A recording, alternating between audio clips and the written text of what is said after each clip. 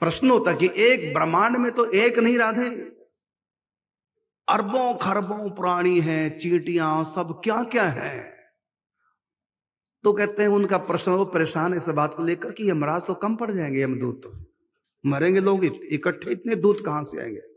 तो आपको नहीं पता, भगवान के जो स्वर्ग में जितने भी कारक देवता हैं, अजान देवता हैं, उनके पास भगवान की पावर है। ये बात गीता में भगवान की, मेरी शक्ति उनके पास है, मेरी कृपा से ही वो फल देते हैं, मैं ही वास्तव में फलदाता हूं, ये गीता में भगवान ने कहा। तो मैं ही विधान करता। तो होता क्या कि भगवान अपनी पावर उनको दे देता है। एक एक यमदूत अरबों खरबों रूप धारण कर सकता है, इतनी पावर भगवान ने यमदूतों को दे रखे। यमदूतों के पास अपनी पावर नहीं, भगवान की पावर। क्योंकि जैसे हम जिसको भी जिताएंगे या कोई भी पद अधिकारी होता है सरकारी, तो उसके पास थोड़ी पावर होती है, पावर कानून देता है उसको, उसकी अपनी पावर नहीं होती। जो ही गद्दे से उतरता है फिर उसकी चलती नहीं। तो पावर किसकी थी? जैसे प्रधानमंत्री जी हैं, तो ये मोदी जी की पावर नहीं, ये पावर किसकी है? कानून की पावर है।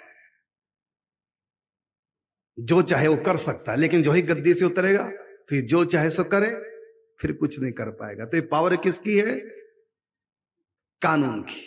इसी प्रकार देवताओं के पास जो पावर है वो परमात्मा की है। तो जितनी भी देवताओं को पावर चाहिए, समय समय पर उतनी उनको भगवान देंगे। यदि 1 करोड़ व्यक्ति 1 सेकंड में समाप्त हो गया और सारे पापी थे, क्योंकि धर्मात्मा को तो यमदूतों की जरूरत ही नहीं, वहां तो भगवान के पार्षद आते हैं। लेकिन यहां पर 1 करोड़ महापापी मर गए एक समय में, तो एक ही यमदूत 1 करोड़ रूप धारण कर लेगा।